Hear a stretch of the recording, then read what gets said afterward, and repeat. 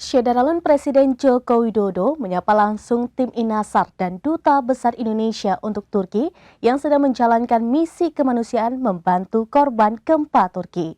Berikut informasi selengkapnya untuk Anda. Syederalun Presiden Joko Widodo menyapa langsung tim Indonesia Search and Rescue atau Inasar dan Duta Besar Indonesia untuk Turki lalu Muhammad Iqbal yang tengah menjalankan misi kemanusiaan membantu korban gempa Turki. Perbincangan tersebut dilakukan melalui sambungan panggilan video yang dilakukan di Badan Nasional Pencarian dan Pertolongan atau Basarnas Command Center Jakarta pada Kamis 16 Februari 2023.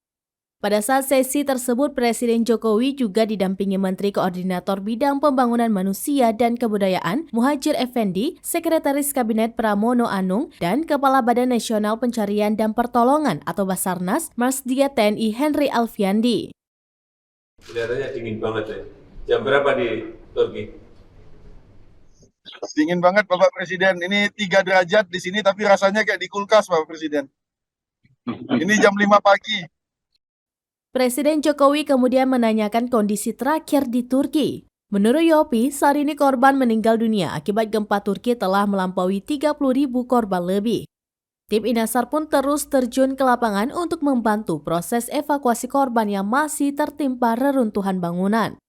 Dalam laporannya, Yopi Heriadi menyampaikan bahwa tim Inasar yang berkekuatan 48 personel dan 2 anjing pelacak tiba di Bandara Adana pada Senin 12 Februari 2023.